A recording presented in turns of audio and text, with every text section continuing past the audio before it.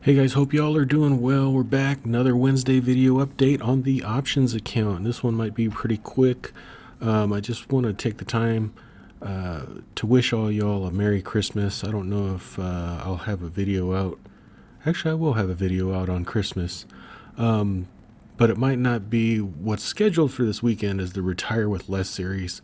But QYLD, RYLD, they've had some funny dates on their last distribution payment, and I don't know if that's going to be resolved for this month. It's kind of strange. I don't know if they're going to stop with 11 payments for the year or they're going to go ahead and issue the 12th. We'll see how it goes.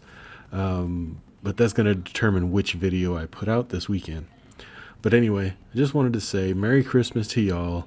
This one's going to be a pretty quick one because I don't have very many transactions. A lot of volatility in the market. I'm having to manage a lot of positions, and you'll see that next week. I've managed 2 this week, and we'll talk about those. So those that don't know, I share all my trades from the Wednesday previous till Tuesday close. And bless my wife for sneezing if you heard that. Anyway, so we're going to start with the closings for last week. Like I said, from last Wednesday till Tuesday close yesterday. And we'll start with, I closed the call side of a strangle on Kohl's that I had on. Closed that for 36 cents. So I profited 21 bucks in 17 days.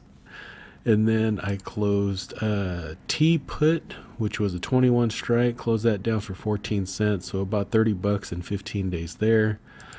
ARC G, I rolled. It turned out very well, I think, timing wise, because it was down to like in the $59 range, and it clawed its way back up to 64 something when I rolled it, so it didn't cost me very much. So I closed this one down and realized a loss of about 71 bucks, and we'll look at the replacement for that here in a minute.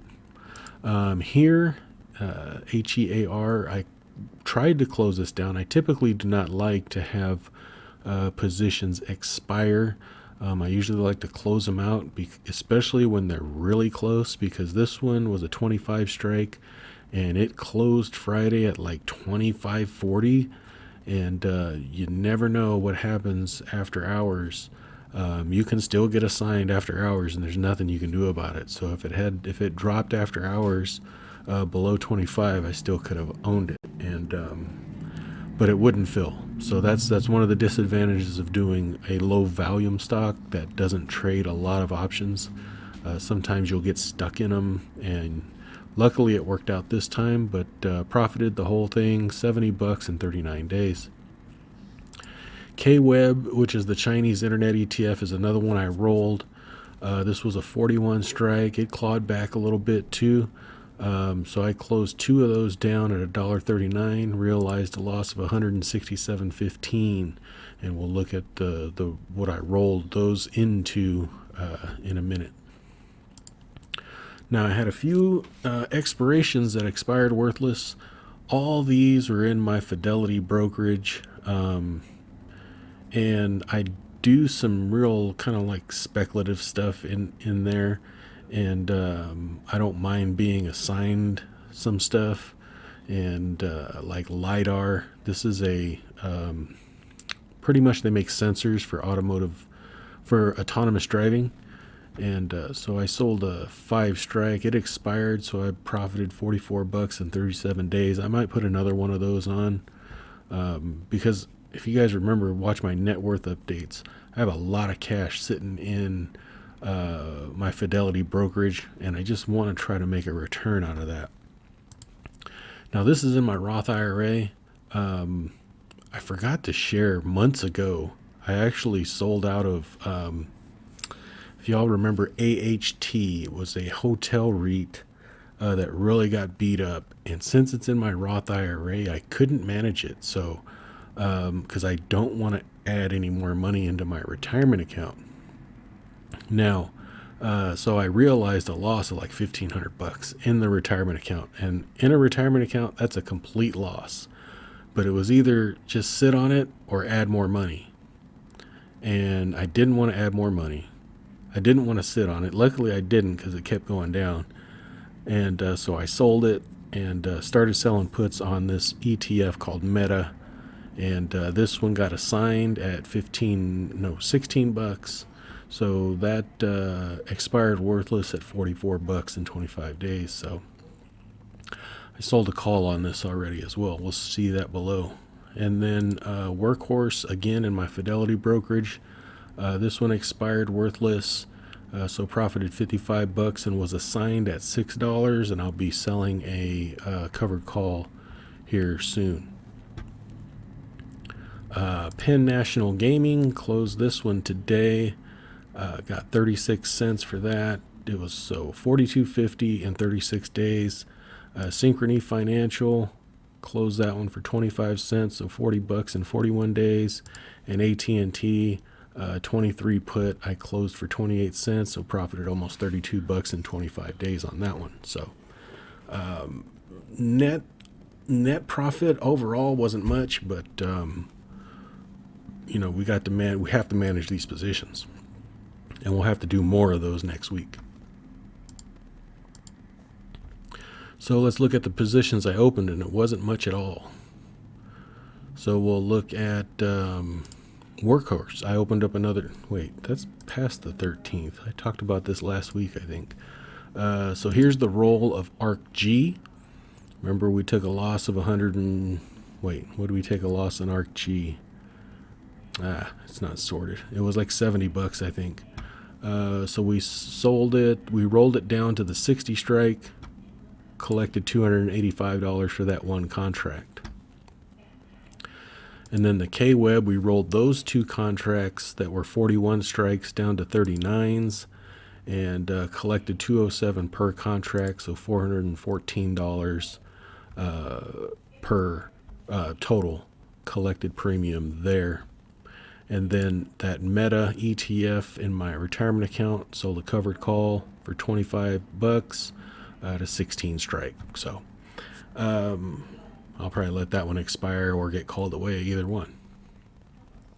So those are all the opening transactions. I still got plenty of premium cooking, and it's really because I'm rolling positions. So I don't want to put on too much because I'm taking rolled positions from one month and putting it into another month. So that's why my premium cooking is staying high, and we'll look at that next. So we look grand total. I'm going to talk about some of these columns too, because someone asked about them. And you'll see right here, like I'm taking these weeks, right? I got $542 of premium expiring next week, which pretty much all those positions are in the money currently. And I'll have to take all that and roll them into next month, into January. So that's why you got a big number here in January. So for the week, 12/21, we closed 12 positions. We only opened 4. Was it 4? Actually, I should have said 3 because I think I counted that one accidentally. So it was only 3. Profit realized is $195.20. So when I say profit realized, out of all the total premium cooking, whatever positions I closed the week before is what this number is. So $195.20 net. This includes those losses from the rolls that I did on ARC-G, and K-Web. So this number represents, I can actually take this money out and it wouldn't affect my cash balance or my net liquidity, because this is profit realized from the premium sold. So this is the premium added every week. Okay. This is the premium cooking total throughout all the weeks. So I'm not selling this total premium cooking every single week. This is just a running balance of the account. So right now we have $4,406.24 of premium cooking. That's the total of all positions. We have about 40 positions running right now. Maintenance margin, this is what Interactive Brokers requires us to secure those positions. So it's usually 10%, roughly 10%. It's actually less than that of the option premium strike price. So 27,000 of maintenance margin versus 4,400 of premium cooking, which is quite high actually. Buying power usage, this is maintenance margin divided by net liquidity. So that's 22% of my net liquidity is being used in maintenance margin. Cash balance is just the cash balance. That's all that is.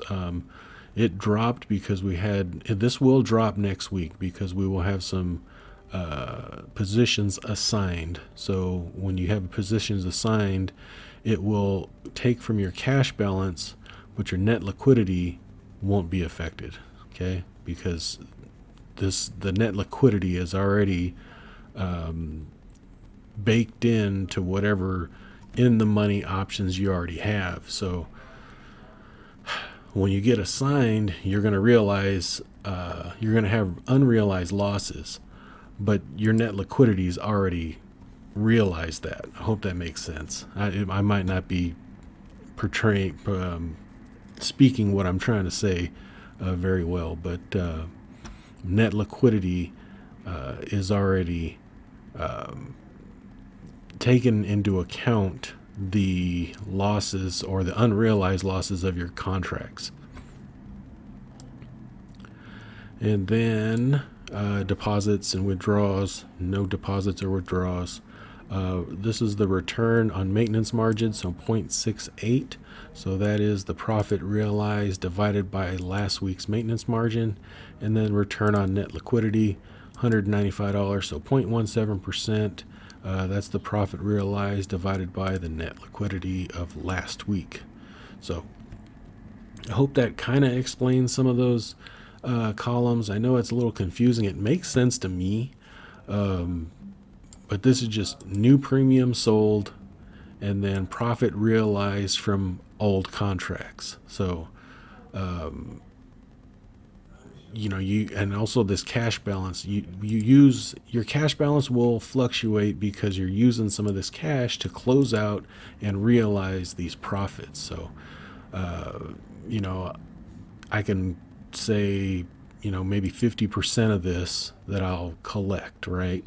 So it'll cost me $2,200, even though I've already collected this premium, right? I've already collected the premium and it's sitting in cash, and I can withdraw this money if I want to. But to close out the positions, if I don't want them to go to expiration, I have to use cash to close them out to realize a profit. So if I wanted to realize 50% profit, I'd need to spend $2,200. Right? If the positions cooperate and give me a 50% profit. I hope that kind of makes sense. I kind of look at options as assets and liability or liabilities on a balance sheet, right? If you look at all these options I have open, they've given me all this premium. It's in my bank account, right? It's in my account. It's sitting as cash, but these are all liabilities. Okay. Now I'll have to fulfill this contract at these strike prices. If I don't buy them back at a profit or they don't expire worthless, I'll have to fulfill these